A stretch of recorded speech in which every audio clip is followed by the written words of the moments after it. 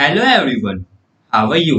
I hope you all are fine. आज हम लोग national institute of open schooling का secondary course science and technology book 1 module 4 energy का lesson number 17 magnetic effect of electric currents का बचा हुआ part आज कवर अप करने वाले हैं, जो फिजिक्स का चैप्टर है। चलिए शुरू करते हैं। Hello dear learners, today we are going to study about electromagnetic induction. So let's start to study this topic.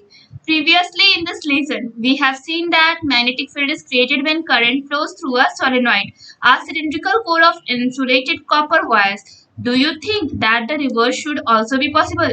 That means conversion of electricity from magnetism. Michael Faraday, a great scientist, also think over it and gave a discovery of induction in 1831.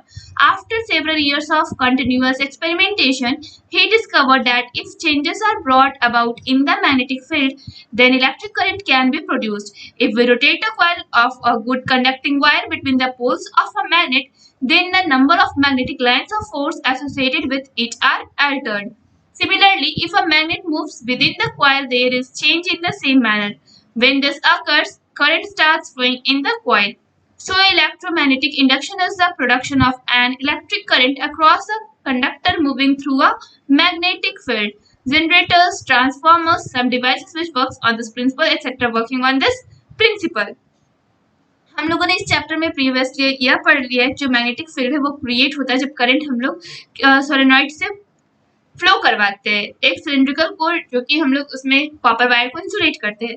क्या आप कभी सोचे है कि जो हम लोग जो करंट पास करवा रहे हैं उसे हम लोग रिवर्स कर सकते हैं? इसका मतलब क्या है कि जो हम लोग इलेक्ट्रिसिटी को पास करवा रहे हैं तो उसका हम लोग क्या कन्वर्जन कर सकते हैं मैग्नेटिज्म में। तो जो माइकल फ्राइडे एक ग्रेट साइंटिस्ट थे, उन्होंने इसके ऊपर सोचा और उन्होंने डिस्कवरी किया इंडक्शन का 1831 में। बहुत सालों की मेहनत लगातार मेरे से उन्होंने एक्सपेरिमेंट किया। उन्होंने क्या डिस्कवर किया कि अगर चेंज हम लोग कर सकते हैं इस मैग्नेटिक फील्ड को इलेक्ट्रिक करंट में, जिसका हम लोग प्रोडक्शन कर रहे हैं। अगर हम लोग कॉइल को रोटेट करेंगे गुड कंडक्टिंग वायर से पोल्स के बीच में, तो जो मैग्नेट है तो उसका जो number of magnetic lines force उसमें जो एसोसिएट है वो अल्टर किया जा सकता है। अगर जो मैग्नेट को हम लोग मूव करवा रहे हैं जिसमें कॉइल जो कि एक सेम मैनर में मूव कर रहा है, जब यह होगा तो जो करंट है वो फ्लो करेगा एक कॉइल से, इसमें जो इलेक्ट्रोमैग्नेटिक इंडक्शन है उसका प्रोडक्शन होगा, और जो इलेक्ट्रिक करंट है कंडक्टर के चारों ओर वो मूव करेगा मैग्नेटिक फील्ड के थ्रू। जितने भी बहुत सारे प्रिंसिपल्स हैं इस पे वर्क करते हैं, जैसे कि जनरेटर और जो ट्रांसफार्मर, ये कुछ डिवाइसेस है जो कि इस प्रिंसिपल पे वर्क करते हैं। And now let us perform an activity 17.4. With this activity, we should able to see how electricity is generated through a magnetic field. You will require a strong magnet, copper wire, pipe, a non-conductor, a current measuring instrument like galvanometer, a non-conductor pipe, for example, made up of cardboard, bamboo, etc., on which copper wire is wound to form a coil. First, connect both ends of a copper wire to the galvanometer. Keep the magnet parallel to the coil. Bring it close to it and take it away. Repeat the process several times. You will see that each time there is a deflection in the galvanometer. With this, you will be also observe that the rate of flow of electric current through the coil increases with the rate of change of magnetic field. The faster the change, the greater is the amount of a current flow. इस activity में हम आप ये देखने में able होगा कि जो इलेक्ट्रिसिटी जनरेट हो रहा है मैग्नेटिक फील्ड के द्वारा वो कैसे हो रहा है।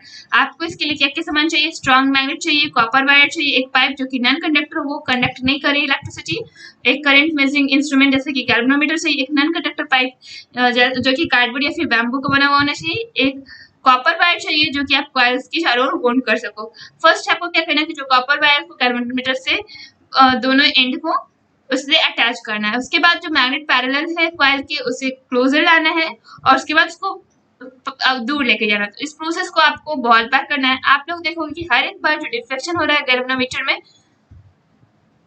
इसमें आप क्या ऑब्जर्व करोगे कि जो rate of flow of electric current है जो कि कॉइल से फ्लो कर रहा है इसमें इंक्रीज होगा, और जो rate of change of magnetic field है वो भी इंक्रीज होगा।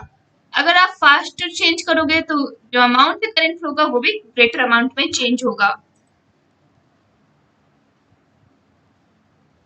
To understand the above principle better, we will try to make a simple experiment. Take a disposable syringe, the one with which a doctor administers injections. Make a 150-ton thin copper insulating wire at the middle of the syringe. Join the two ends of copper wire to light a emitting diode LED through connecting wire. LED may be fixed inside the plastic bottle caps in. Placed one cylindrical magnet inside the syringes. When you move magnet holding the syringe in your hand, continuous change in magnetic field takes place and LED starts glowing. इस principal को समझने के लिए हम लोग activity को simple activity perform करेंगे. इससे आपको डिस्पोजेबल सिरिंज की जरूरत पड़ेगी. इसमें आप 150 टन जो कॉपर इंसुलेट वायर उसको आप सिरिंज के मिडिल में कर दो. उसके बाद आपको दोनों एंड्स कॉपर वायर का लाइट एमिटिंग डायोड एलईडी से ज्वाइन करना है कनेक्टिंग वायर से. उसके बाद एलईडी को फिक्स कर दीजिए प्लास्टिक बॉटल के कैप्स के अंदर. अब आपको जो सिलिंड्रिकल मैग्नेट है उसको सिरिंज के अंदर में उसे आपको क्या करना है, मैग्नेट के साथ मूव करना है. सिरिंज को अपने हाथ में होल्ड करिए, जिसके बाद उस चीज को मूव करते रहिए. तो आप देखिएगा कि जो मैग्नेटिक फील्ड है उसके चारों ओर प्रोड्यूस हो गया और जो एलईडी हमारा बॉल है वो ग्लोइंग करना स्टार्ट कर दिया. Now we will going to study about electric generator. Electric generator is such a device that converts mechanical energy to electrical energy. Generator are of two types. Electric generator वैसा device है जो mechanical energy को electrical energy में change करता है. Generator to types के होते हैं, AC generator and DC generator. AC generator alternating current generator. This produces current that flows in such a manner that its direction and amplitude change constantly with time. AC generator में जो current produce होता है वो ऐसे manner में flow करता है जो कि उसका जो डायरेक्शन और जो एम्पलीट्यूड है वो कॉन्स्टेंटली टाइम के साथ चेंज होता रहता है. But DC generator produces current that flows in the same direction in a continuous manner. DC generator एक ऐसा जनरेटर जिसमें जो करंट है वो सेम डायरेक्शन में कंटिन्यूअस मैनर में फ्लो करता रहेगा. Structure and function of N AC generator. AC generators operate on the principle of electromagnetic induction. Alternating voltage or current may be generated by rotating a coil in the magnetic field or by rotating a magnetic field with a stationary coil. The value of the voltage or current generated depends upon. जो AC generator है उसका जो principal है इसमें electromagnetic induction, उसका जो operate करने का तरीका है इसमें क्या है, अल्टरनेटिंग वोल्टेज या फिर जो करंट है वो जनरेट किया जाता है कॉइल को रोटेट करके मैग्नेटिक फील्ड पे, या फिर जो रोटेटिंग मैग्नेटिक फील्ड है स्टेशनरी कॉइल के साथ. और जो वैल्यू है वोल्टेज करंट का उसे हम लोग कैसे जनरेट कर सकते हैं उसके लिए कुछ फैक्टर्स है. The numbers of turns in the coil की जो कॉइल है उसका कितना नंबर ऑफ टर्न्स है, strength of the field, field का कितना स्ट्रेंथ है, the speed at which the coil और मैग्नेटिक फील्ड रोटेट्स, और उसके स्पीड में जो कॉइल या फिर जो मैग्नेटिक फील्ड है वो किस स्पीड से मूव कर रहा है. The structure of an AC generator has been shown in figure 17.13. Here an S is a strong permanent magnet. ABCD is a non-conductor frame on which copper wire has been coiled several times to form a rectangular coil. The coil is coated with a non-conductor substance like varnish so that they do not touch each other. This coil can freely move between the north-south poles. This rectangular coil is made to rotate between two rings E and F. There are two contact brushes G and H attached to the rings respectively. So please observe the figure 17.13 carefully. जो structure है इसे generator का वो हम लोग को figure 17.13 में दिया गया है. यहाँ पे जो नॉर्थ साउथ एक स्ट्रॉन्ग परमानेंट मैग्नेट है, एबीसीडी एक नॉन कंडक्टर फ्रेम है जिसमें कॉपर वायर को कॉइल्ड किया गया बहुत टाइम में, जिससे वो एक रेक्टेंगुलर कॉइल का फॉर्मेशन हुआ है. जो कॉइल उसे एक नॉन कंडक्टर सबस्टेंस के साथ वर्निश किया गया है ताकि वो एक दूसरे को टच ना करे. इस कॉइल को फ्रीली मूव करने के लिए छोड़ दिया गया नॉर्थ साउथ पोल से. ये जो रेक्टेंगुलर कॉइल है वो रोटेट हो रहा है दो रिंग से E और F. इसमें जो दो कॉन्टैक्ट ब्रशेस है G एंड H, इसे दोनों रिंग से रिस्पेक्टिवली कनेक्ट किया गया, अटैच किया गया है. The rectangular frame ABCD moves between the NS poles due to mechanical energy. Assume that the plane of the coil in that of the magnet lines of force and the coil starts moving in an anti-clockwise direction. The magnetic field entering into the face ABCD of coil increases from 0 to some infinite value and continues to increase till the coil becomes normal to the field. The rate at which the magnetic field linked with coil charges is the maximum in the beginning and then it decreases continuously. Thus, the included current in the coil is maximum at time t equal to 0 and decreasing passing time. become normal to the field, the rate at which magnetic flux of force charges becomes zero and hence current is the coil is zero. जो rectangular field frame है ABCD वो north और south pole के और move कर रहा है mechanical energy की वजह से। अगर हम लोग मान लें कि जो कॉइल का जो प्लेन है उसमें जो मैग्नेट लाइन है फोर्स का वो कॉइल स्टार्ट कर रहा है मूव करना एंटी क्लॉकवाइज डायरेक्शन में, तो जो मैग्नेटिक फील्ड है वो एंटर हुआ इसमें ABCD फेज जो कॉइल इंक्रीज हो रहा है जीरो से सम इनफिनाइट वैल्यू तक और ये कंटिन्यू कर रहा है जब तक कि इसमें जो coil becomes normal to the field, जब तक वो जो कॉइल है जिसका मूविंग फंक्शन है वो नॉर्मल ना हो जाए। जो रेट है जिसमें मैग्नेटिक फील्ड कॉइल चार्ज हो रहा है वो मैक्सिमम है और बिगनिंग में, और फिर जब ये कंटिन्यूसली चल रहा है तो वो डिक्रीज हो रहा है। इसमें जो इंड्यूस्ड करंट कॉइल का वैल्यू है वो टाइम पे जीरो है और ये पासिंग टाइम से डिक्रीज होता जा रहा है। जब कॉइल नॉर्मल हो जाएगा तो जो उसका फील्ड रेट है जिससे मैग्नेटिक फ्लक्स कर रहा है वो भी जीरो हो जाएगा और जो करंट है कॉइल का वो भी लास्ट में जीरो हो जाएगा। When the coil further rotates, the face of the coil through which magnetic fields enter start changing the direction of current reverse. It keeps increasing till the plane of the coil does not become parallel to the magnetic field lines. Thus, maximum current flows through the coil at this juncture. If the coil is rotated further, the area in contact with DCBA increases and the rate of change of magnetic field area becomes less. Thus, the amount of current flowing through the coil decreases. When the coil is perpendicular to the magnetic lines of force, then current becomes zero. Now the north pole of the magnet is reversed. Current starts flowing from its original direction. The direction of current produced and its resultant keeps changing with time. Figure 17.14 shows the position of the coils at different stages at the current in the coil. All this instants. जब coil को हम लोग further rotate करेंगे तो उसका face है coil का वो मैग्नेटिक फील्ड्स के साथ एंटर करेगा और चेंज करेगा अपने डायरेक्शन में, जिसमें हम लोग करंट रिवर्स कर रहे हैं। अगर हम लोग इसे इंक्रीज कर देंगे जब तक ये प्लेन ऑफ द कॉइल के साथ रीच ना कर जाए तब तक ये पैरेलल होगा मैग्नेटिक फील्ड लाइंस के, में जो मैक्सिमम करंट है जो कॉइल की जंक्शन से फ्लो कर रहा है। अगर कॉइल को हम लोग रोटेट करेंगे तो जो एरिया है कॉन्टैक्ट विद DCBA वो इंक्रीज करेगा और जिसमें मैग्नेटिक फील्ड का एरिया है वो लेस हो जाएगा। अगर जो अमाउंट ऑफ करंट हम लोग से कॉइल से डिक्रीज हो रहा है तो जो कॉइल है वो परपेंडिकुलर होगा मैग्नेटिक लाइंस के फोर्स के और जो करंट है वो जीरो हो जाएगा।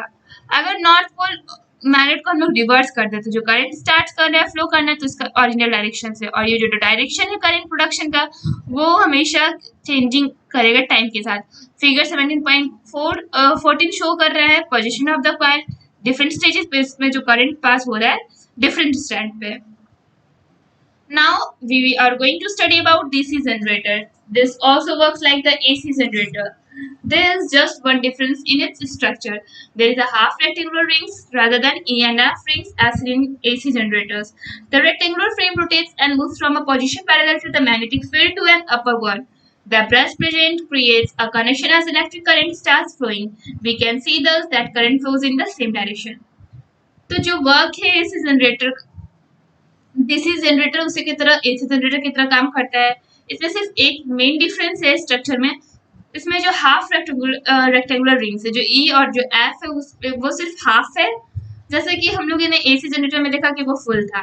ये जो रेक्टेंगुलर फ्रेम है वो रोटेट कर और मूव कर अपने position parallel to magnetic field upper one, ठीक है। और जो प्लस इसमें प्रेजेंट किया गया है वो एक करेक्शन क्रिएट कर रहा है इलेक्ट्रिक करंट जो इसमें फ्लो करना स्टार्ट कर रहा है। हम लोग इस करंट फ्लो स्ट्रक्चर को सेम डायरेक्शन में फ्लो करता हुआ देख सकते हैं। Alternative current and direct current.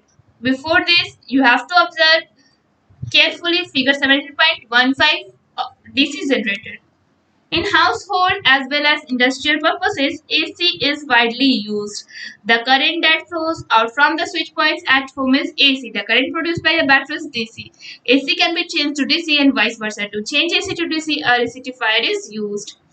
हमारे हाउस होल्ड में या फिर इंडस्ट्रियल पर्पसेस के लिए हम लोग AC को यूज करते हैं। जो करंट फ्लो हो रहा है हमारे स्विच पॉइंट से होम में वो एसी है और जो करंट प्रोड्यूस हो रहा है एक बैटरी से वो डीसी है। हम लोग एसी को डीसी में चेंज कर सकते हैं और डीसी को एसी में चेंज कर सकते हैं। एसी को डीसी में चेंज करेंगे हम लोग को रेक्टिफायर का यूज करना होता है।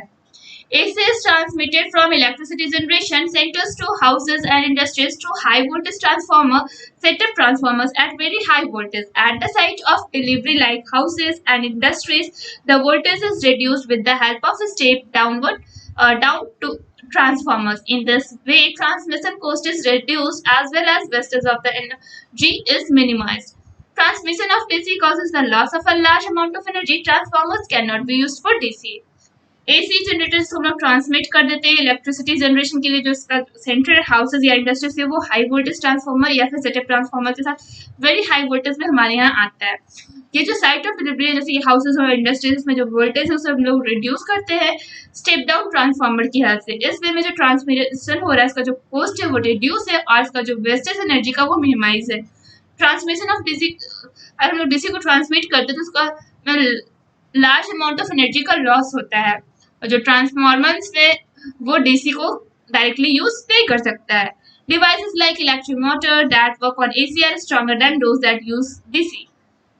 They are also more convenient to use. DC is generally used in electrolysis, changing the cells, making electromagnet, etc. तो इलेक्ट्रिक मोटर जो डिवाइस है वो एसी पे वर्क करता है, अगर जो डीसी पे वर्क करता है तो वो उससे कम स्ट्रांग होता है। और ये हमारा जो एसी हम लोग मोटर यूज करें जो एसी पे वर्क करता है तो वो हमारे लिए ज्यादा कन्वीनियंट है यूज करने के लिए। डीसी जनरली इलेक्ट्रोलाइसिस के लिए यूज किया जाता है या फिर सेल्स को चेंज करने के लिए यूज किया जाता है या फिर इलेक्ट्रोमैग्नेट की में बनाने में हम लोग यूज करते हैं। DC of same voltage as this is more dangerous because in DC direction of flow of current doesn't change. Thus, people coming in contact with DC accidentally get stuck to it while when the in contact with AC due to change in direction of flow of current, they are flung afar. तो DC जो same voltage और जो AC का same voltage है तो जो DC same voltage पे AC के मुकाबले ज़्यादा खतरनाक है क्योंकि जो DC का डायरेक्शन है उसमें करंट एक ही डायरेक्शन में फ्लो होता है, उसका डायरेक्शन चेंज नहीं होता है। इसलिए जो पीपल आते हैं कॉन्टैक्ट में DC के एक्सीडेंटली तो वो उससे चिपके रह जाते हैं। जब वही सेम वोल्टेज पर अगर कोई AC में स्टक हो जाते हैं एक्सीडेंटली तो वो दूर फेंक दिए जाते हैं क्योंकि इसमें डायरेक्शन होता है, डायरेक्शन जो है AC में वो लगातार चेंज होते रहता है। Major portion of AC flows through the upper portion of a wire, thus where a thick wire has to be installed. Several thin wires are coiled together to form a thick wire, which will not the case with DC. तो जो major portion है AC जिसमें upper portion of a wire में flow होता है current, यहाँ पे जो थिक वायर है उसे हम लोग इंस्टॉल करते हैं। सेवरल थिन वायर्स को हम लोग कॉइल करते हैं एक साथ और इसका थिक वायर पे प्रोडक्शन करता है जो कि DC का ये इसमें ऐसा सेम केस नहीं है। Distribution of electrical energy for household purposes.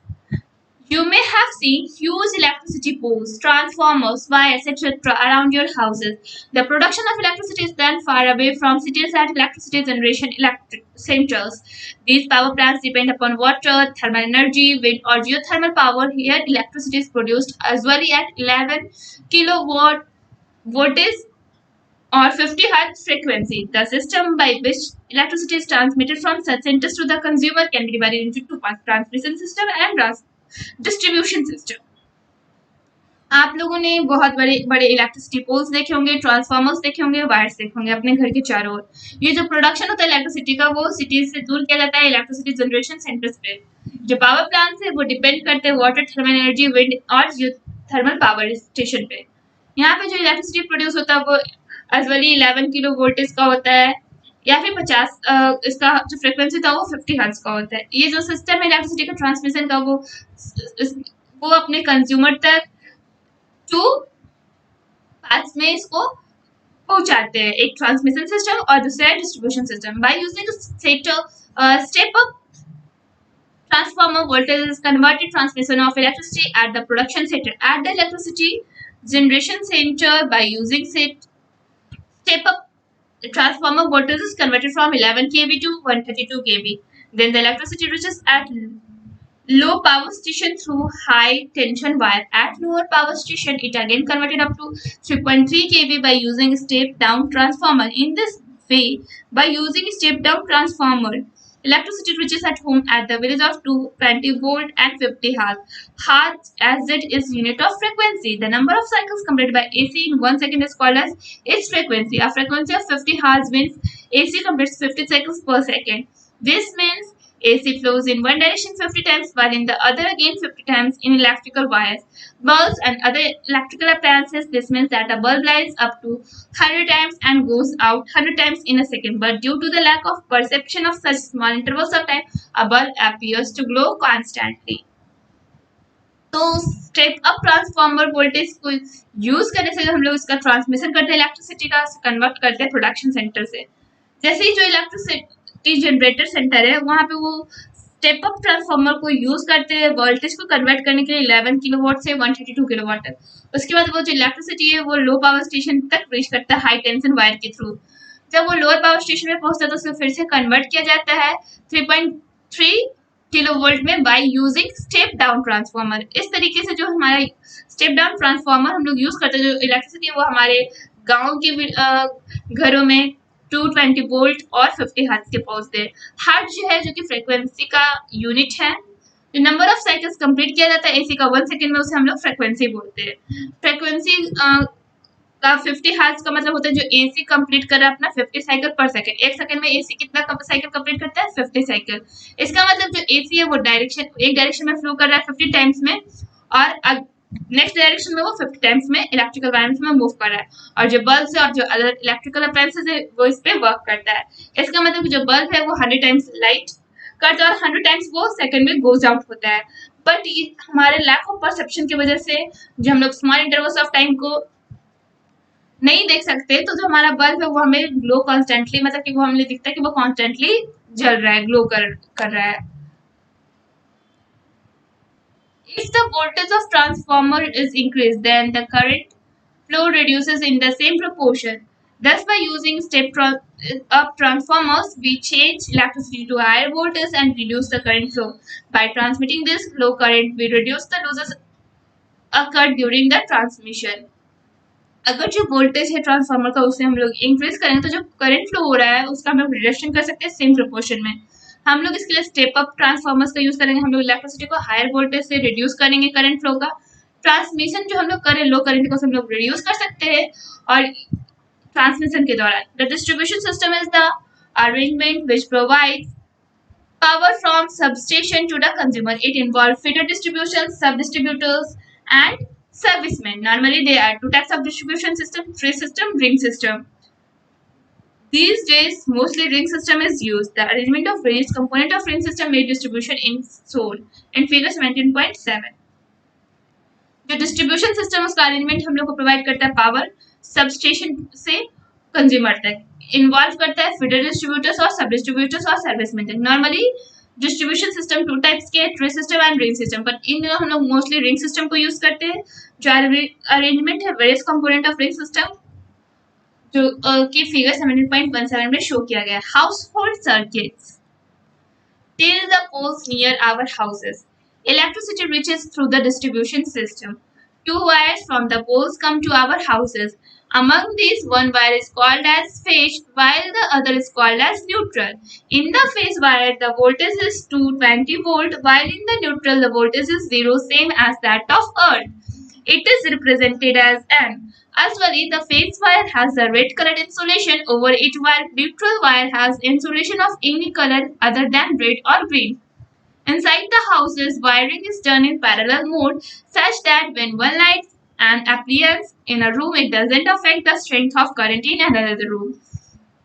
जब जो हमारे हाउसेस के नियर में पोल्स होते हैं, जो हमारी इलेक्ट्रिसिटी हमारे यहाँ डिस्ट्रीब्यूशन सिस्टम से पहुंचते हैं, तो इसमें दो वायर पोल से आते हमारे घर तक। इस वायर में हम लोग उसे क्या कहते हैं?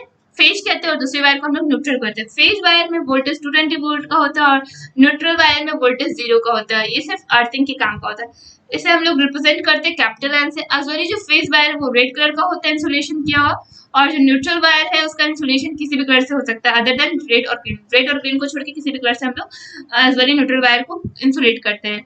हाउस वायरिंग जो कि है वो पैरेलल मोड में डन की जाती है। जब एक लाइट अप्लायंस हम लोग रूम का बंद करते हैं तो दूसरा जो रूम में जल रहा है उसका इफेक्ट नहीं पड़ता है। Household circuit as shown in figure 17.18, we use another wire that has green colored insulation over it which is called as earth wire or earth connecting wire. All the appliances are connected to this to the earth. जो household circuit जो कि हमारे figure 17.18 में show किया गया, इसमें हम लोग दूसरे वायर को जो कि ग्रीन कलर से इंसुलेशन किया गया उसका, उसे हम लोग अर्थ वायर बोलते हैं। इसे हम लोग अर्थ कनेक्टिंग वायर भी बोलते हैं। जितने भी अप्लायंसेस है हमारे, उसे हम लोग अर्थिंग से कनेक्ट जरूर करते हैं। Here is figure 17.18 which shows household circuit, one bulb, one fan and one plug point. Observe this figure carefully. This electrical energy is produced by using our natural resources. Population growth growing, urbanization increasing, the demand of electricity day by day.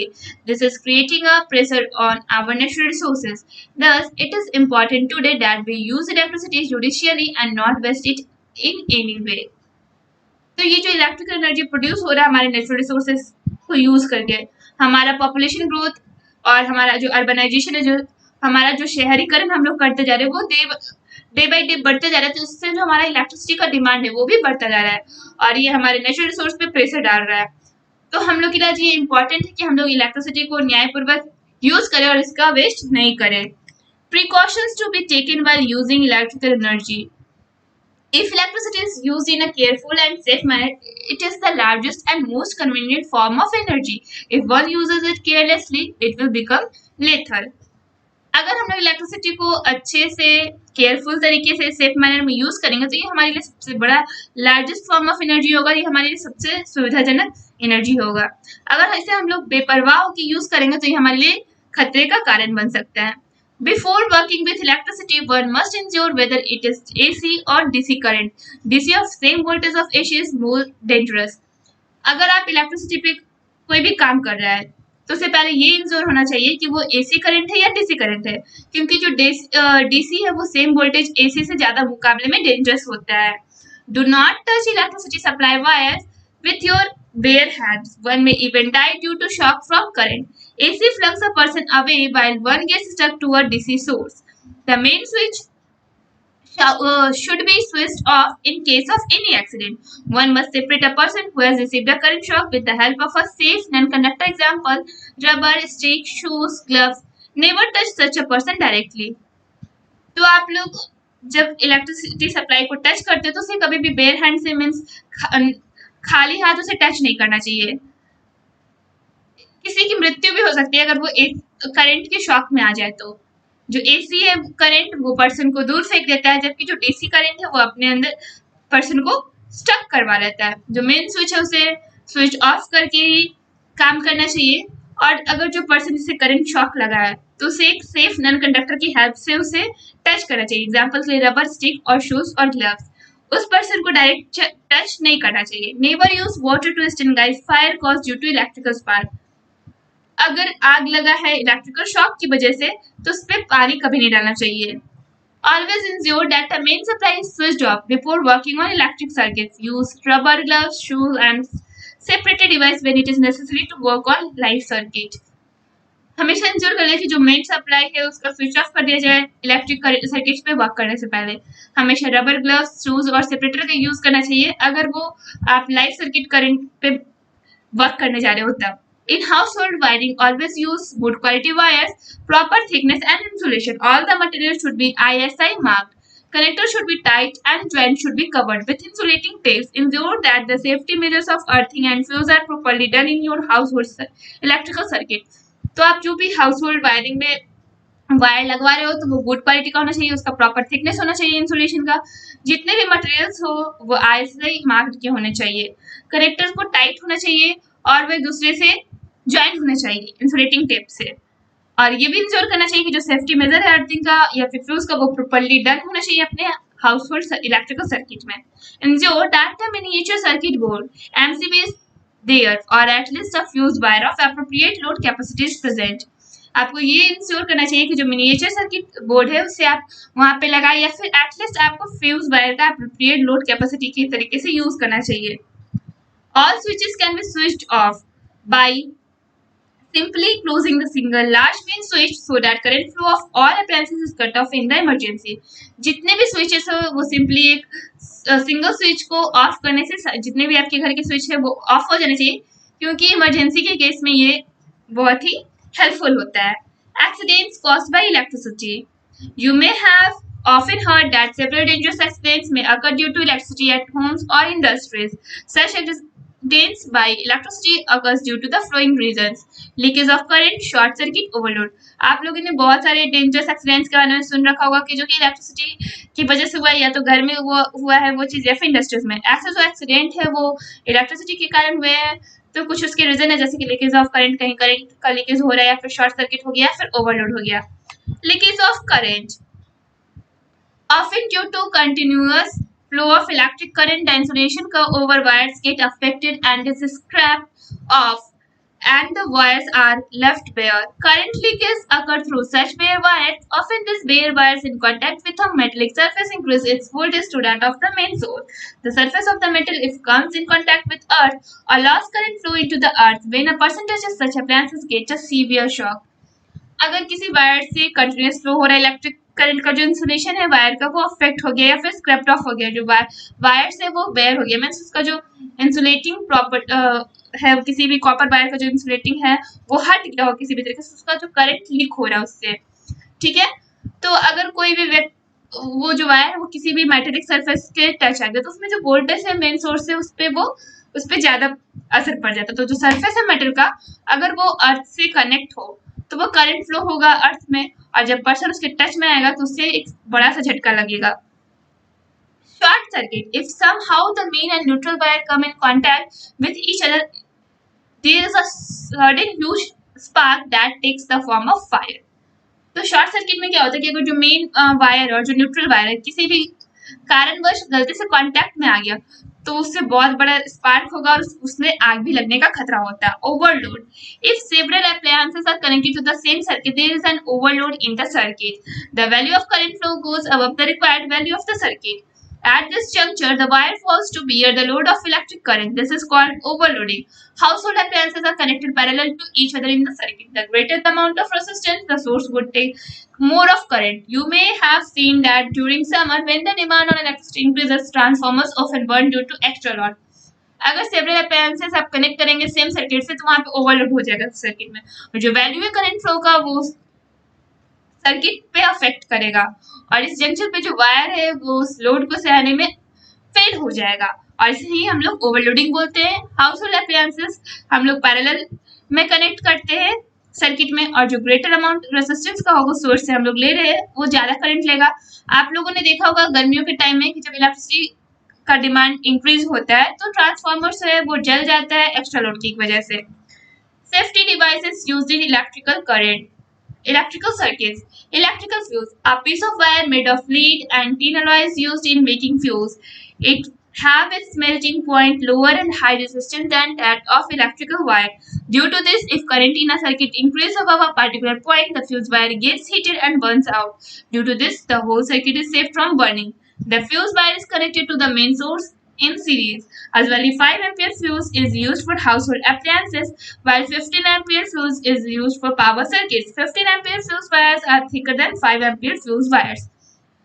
तो ये क्या है electrical fuse इसमें जो piece of wire है वो बना होता है लीड और एलॉय से जिससे हम लोग फ्यूज बनाते हैं इसका जो मेल्टिंग पॉइंट है वो लोअर है इसका रेजिस्टेंस हाई है इलेक्ट्रिकल वायर में अगर करंट सर्किट में इंक्रीज हो रहा है पार्टिकुलर पॉइंट पे तो जो फ्यूज है फ्यूज वायर वो हीट होके जल जाता है जिससे जो होल सर्किट हम लोग का बच जाता है जलने से और जो फ्यूज वायर है वो कनेक्ट होता है मेन सोर्स से सीरीज में आज वाली हम लोग हाउस होल्ड अप्लायंसेस के लिए 5 एम्पियर की फ्यूज को यूज करते हैं जबकि 15 एम्पियर की फ्यूज को हम लोग पावर सर्किट पे यूज करते हैं जो 15 एम्पियर का फ्यूज वायर से वो थिकर होता है 5 एम्पियर की फ्यूज वायर से miniature circuit breaker MCB This day MCB is attached to the household circuit wirings. MCB is a self-regulatory switch which saves the circuit from overloading as well as front short circuits. If there is any barrier in the flow of electrical current, it immediately stops the flow of current. Fuse is also used for this purpose, but MCB is prepared in different shapes, varying in use from small to large appliances,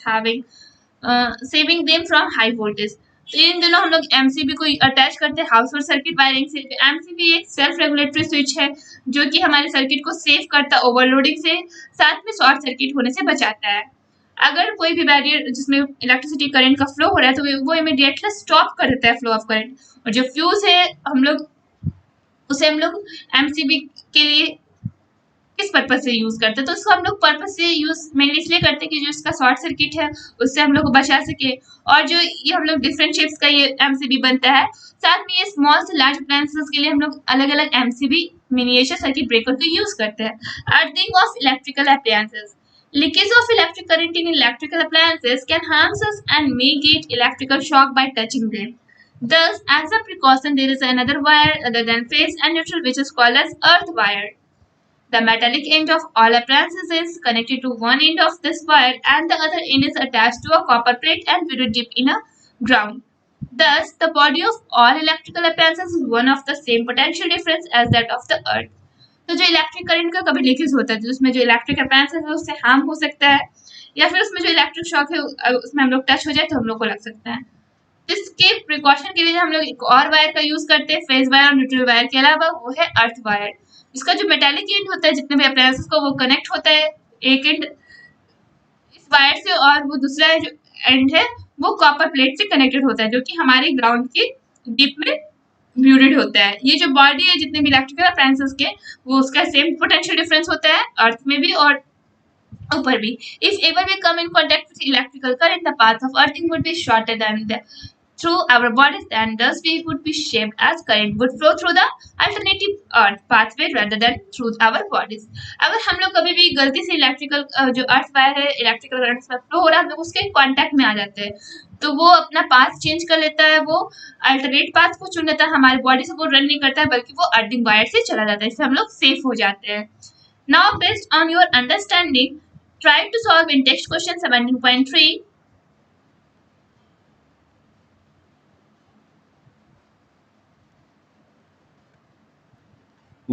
chapter complete हो चुका है। अगर इस chapter से किसी भी topic से problem हो तो अपने प्रॉब्लम को कमेंट बॉक्स में रखिए, हम लोग उसे सॉल्व करने की कोशिश करेंगे। सारे टेक्स्ट क्वेश्चन और टर्म एक्सरसाइज बनाने की कोशिश करें।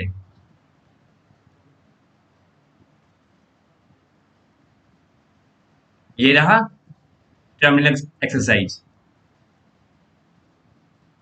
और यहां से आंसर स्टार्ट है।